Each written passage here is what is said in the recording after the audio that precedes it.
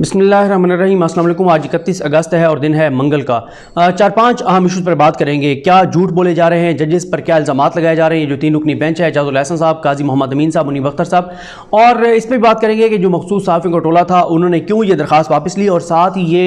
काजी फ़ाइज़ ईसा की अदालत में DGI और फवाद चौधरी को तलब करने का मामला ये क्या था। एक तो आपके सामने है कि जब ये सहाफ़ी भागे गए काजी फ़ाइज़ साहब की अदालत में ये कहकर कि जी बड़ा अर्जेंट मामला था, हालांकि ये बात साबित हो गई जब काजी मोहम्मद अमीन साहब ने इस बात की निशानदेही की कि पहले एक दरख्वास्त गुजार के दस्तखत 14 अगस्त के थे, दूसरे के 20 अगस्त के थे, और इसका मतलब यह है कि ये अर्जेंट मामला नहीं था। 14 को दरख्वास्त पेटिशन मौजूद थी, 20 को दूसरे के दस्तखत हो रहे हैं, और 20 को फिर वो काजी फ़ाइज़ साहब की अदालत में गए, और साथ ही उन्होंने इंतज़ार किया चीफ जस्टिस पाकिस्तान के बाहर जाने का, क्योंकि 14 तारीख को जब पहले दरख्वास्त गुजार के दस्तखत हुए थे तो उस दिन चीफ जस्टिस पाकिस्तान जस्टिस गुलजार अहमद साहब मौजूद थे पाकिस्तान में, या कोर्ट रूम में मौजूद थे। बल्कि जिस दिन ये काजी फ़ाइज़ साहब की अदालत में गए उस वक्त कायम मकाम चीफ जस्टिस पाकिस्तान उमर अता बंदयाल साहब भी अपनी अदालत में मौजूद थे, और ये जिस अंदाज से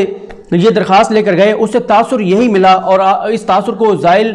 करना मुमकिन नहीं है कि पहले से राब्ते में थे ये दरख्वास्त गुजार काजी फ़ाइज़ साहब के साथ। ये फिक्स मैच था, तयशुदा था कि तुम ये दरख्वास्त लेकर आओगे और मैं बैठाऊंगा और ये दरख्वास्त मैं ले लूंगा और अपनी ही अदालत में लगा लूंगा, और इन्हें भी पता था कि इसके बाद काजी फ़ाइज़ ईसा साहब क्या क्या करेंगे। और ये भी अब कुछ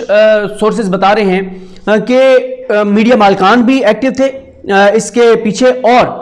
साथ ही यह है कि PDM एक्टिव तो नहीं थी या PDM की सपोर्ट तो नहीं थी, लेकिन जब ये दरख्वास्त एक्सेप्ट हुई उसके बाद ये पता चला कि PDM वालों ने ये कहा कि ये बड़ा इंपॉर्टेंट होगा, हमें इन सहाफ़ियों को बैक करना चाहिए और हमें इनको सपोर्ट करना चाहिए, क्योंकि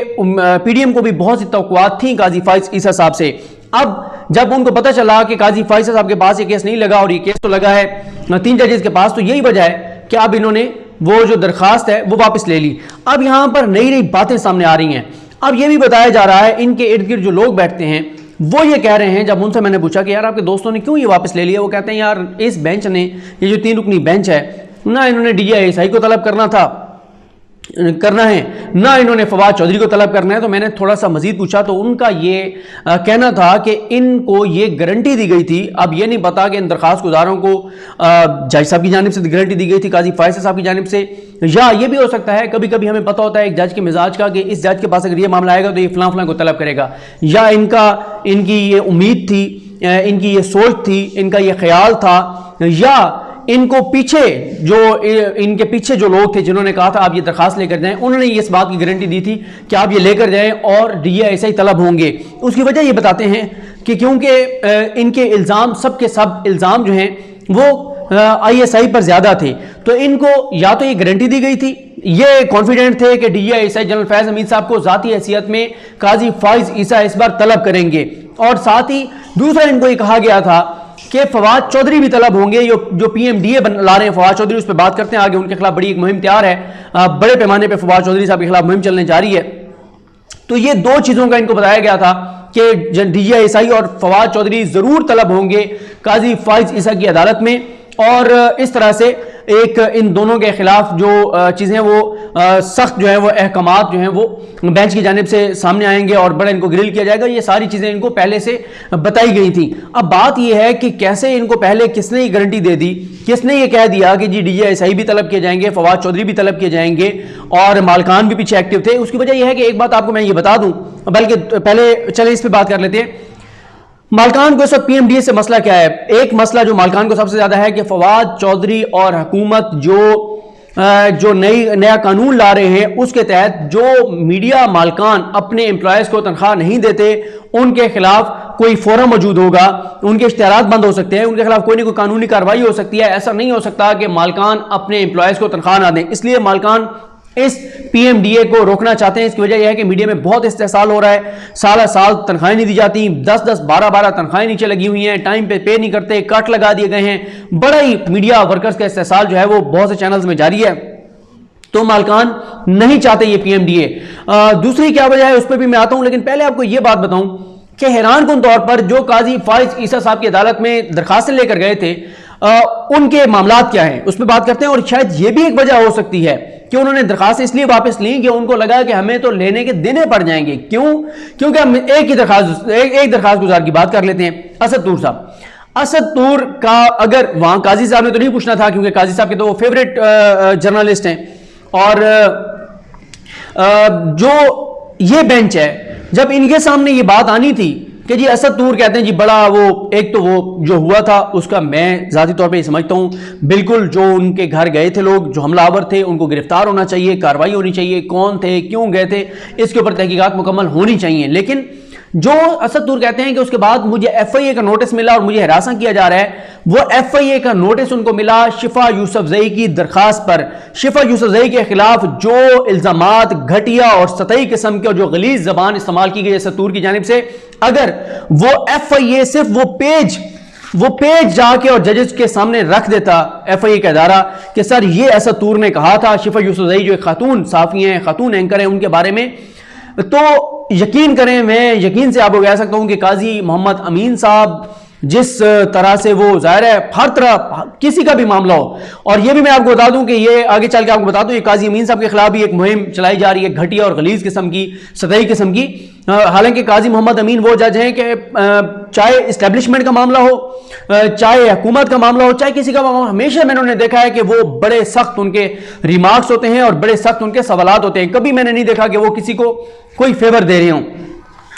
तो जब ये चीजें जाती हैं तो जजेस भी तो पूछते हैं ना कि भाई ये तुमने ये कहा है, ये जबान तुमने इस्तेमाल किया है घटिया, सतही और गलीज किस्म की, एक फीमेल के ऊपर तुमने ये इल्जामात लगाए हैं और तुम कहते हो कि मुझे हरासा किया जा रहा है। उठा के उन्होंने मुंह पे मारनी थी वो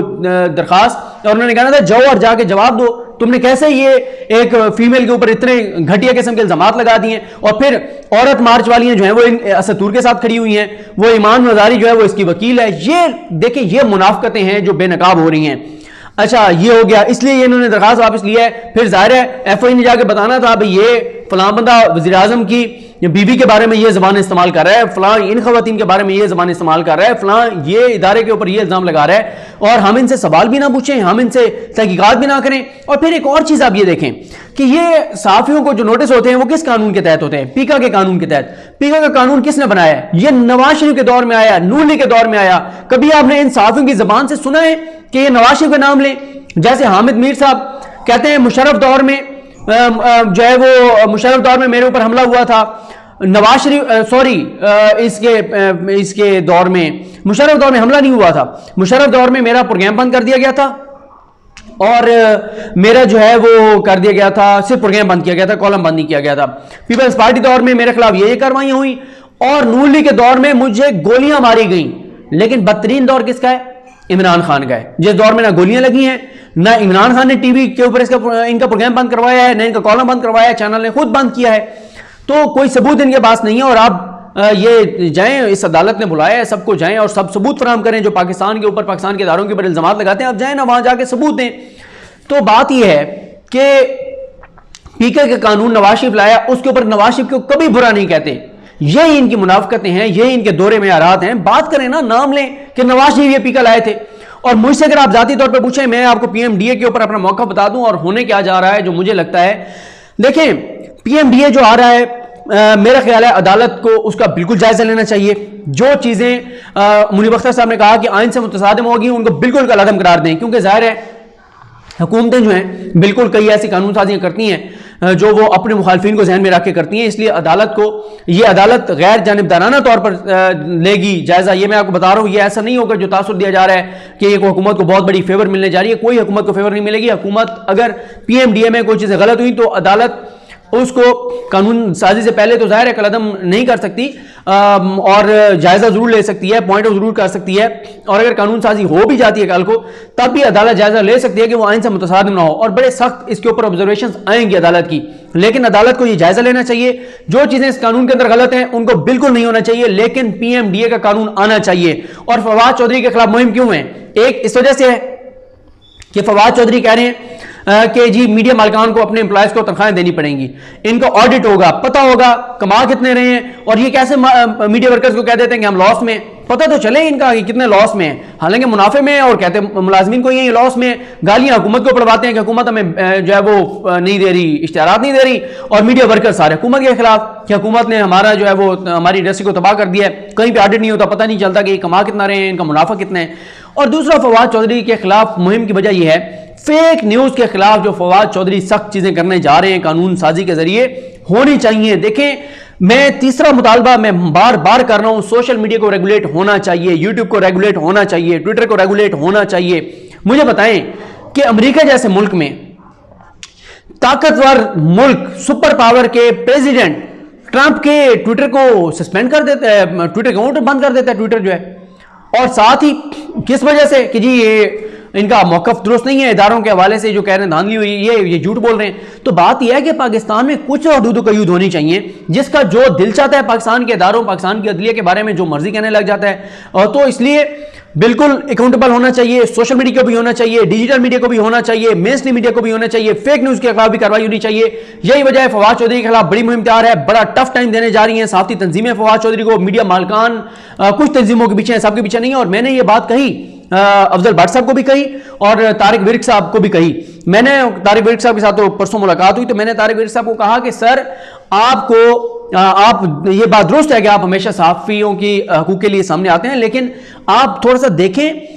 रीजनेबल बात करें, जो चीज दुरुस्त है उसे कहें दुरुस्त है, जो गलत है उसे कहें गलत है। जब आप एक चीज को 100% मुस्तरद कर देते हैं तो फिर ये कोई तरीका नहीं है। ये आप पीडीएम वाला काम तो ना करें ना, कि बस हुकूमत ने जो करना है हमने उसकी मुखालफत करना है, हेल्थ कार्ड देना है उसकी भी मुखालफत करनी है, एहसास प्रोग्राम की भी हमने मुखालफत करनी है, कश्मीर के ऊपर भी मुखालफत करनी है, इंटरनेशनल इश्यूज के ऊपर भी, जो भी है पाकिस्तान का जहां पे मामला है वहां पर भी मुखालफत करनी है। ऐसा ना करें, अपने आप को रीजनेबल रखें, जो दुरुस्त चीजें हैं उनको कहें कि हमें कबूल हैं, जो गलत है उनको कहेंगे हमें कबूल नहीं है, और आप इस बेंच के सामने आए, इस बेंच को आगे बताएं क्या क्या चीजें हैं। तो इसलिए ये होनी चाहिए, जो चीजें अकाउंटेबल होना चाहिए, मीडिया को भी, सोशल मीडिया को भी, यूट्यूबर्स को भी, जो झूठ बोलता है उसको नोटिस होने चाहिए, 1 माह के अंदर अंदर फैसला होना चाहिए, जुर्माने होने चाहिए, और अगर कोई मुल्क की सलामती के खिलाफ काम कर रहा है और पाकिस्तान को बदनाम कर रहा है तो उनके खिलाफ सख्त कार्रवाई होनी चाहिए। कहीं ना कहीं जाके आपको इस चीज को रोकना पड़ेगा, नहीं रोकेंगे ये तूफान बदतमीजी सोशल मीडिया पे चलता रहेगा, मीडिया पे भी चलता रहेगा, फेक न्यूज भी चलती रहेगी। इस फेक न्यूज की वजह से पाकिस्तान की इंटरनेशनली परसेप्शन भी खराब होती रहेगी, पाकिस्तान के खिलाफ जो है वो मवाद भी इंटरनेशनल मीडिया को मिलता रहेगा। अब आ जाते हैं, ये मैंने कहा था कि चलें ये वीडियो लंबी हो गई है, अगली किसी वीडियो में बात कर लेंगे कि ये जो जजेस हैं इनके खिलाफ जो एक मुहिम चलाई जा रही है, और ये भी मैं कहूंगा कि इस बेंच में से जो चीजें सामने अहकामात आएंगी, बिल्कुल अगर कोई भी इदारा, कोई भी एजेंसी, कोई भी हुकूमती इदारा, कोई भी अगर इस चीज में मुलविस है कि वो सहाफियों को उठा लेता है बगैर किसी लीगल कार्रवाई के, तो बिल्कुल इसके ऊपर सख्त अहकामात होने चाहिए, अकाउंटेबिलिटी होनी चाहिए। किसी सहाफी को बगैर वारंट के, बगैर किसी कानूनी बैकिंग के किसी तरह से भी इस तरह से लापता नहीं करना चाहिए, नहीं उठाना चाहिए, सहाफी पर तशद्दुद नहीं होना चाहिए। कानून के मुताबिक कार्रवाई करें और कानून सख्त से सख्त बना दें। अदलिया भी इसमें, अदलिया को भी देखना चाहिए कि जो जैसे उन्होंने कहा था काजी अमीन साहब ने कि अगर आप सच बोलते हैं और आपको थ्रेट किया जाता है, सुप्रीम कोर्ट आपके पीछे खड़ी होगी, लेकिन अगर कोई झूठ बोल रहा है, अब शिफा यूसुफ जही जो है उसके ऊपर इल्जाम लगाता है असद तूर, और वो कहता है मुझे हरासन किया जा रहा है एफआई की जानिब से, तो भाई जो शिफा के बारे में कहा है जाके आप साबित करेंगे मैंने शिफा के बारे में ये कहा था, ये चीजें। बाकी मीडिया वर्कर्स का इस्तेसाल नहीं होना चाहिए, उनको तनख्वाही मिलनी चाहिए, फवाद चौधरी साहब का मौका दुरुस्त है। और अगर पीएमडीए में कोई चीजें गैर कानूनी हैं, मीडिया की आवाज को दबाने के लिए हैं, तो बिल्कुल उसके ऊपर कार्रवाई होनी चाहिए, वो नहीं होनी चाहिए, उनको निकाल देना चाहिए। क्योंकि उसकी वजह यह है कि जब हम भी प्राइम मिनिस्टर पाकिस्तान इमरान खान साहब से मिले थे तो खान साहब ने यही कहा था कि भाई अगर मेरे किसी मिनिस्टर के खिलाफ करप्शन के सबूत आपके पास, आप प्रोग्राम करें, मुझे फायदा होगा, मेरे सामने आएगी उसकी करप्शन और मैं उसके खिलाफ कार्रवाई करूंगा। लेकिन ऐसे नहीं, बगैर किसी सबूत के अगर आप प्रोग्राम करेंगे तो ये मुनासिब नहीं होगा। बहरहाल ये कुछ चीजें थी, और देखते हैं कि आगे ये बेंच कैसे लेके चलता है, मामलात को किस तरफ जाते हैं, किस तरह से चलते हैं। और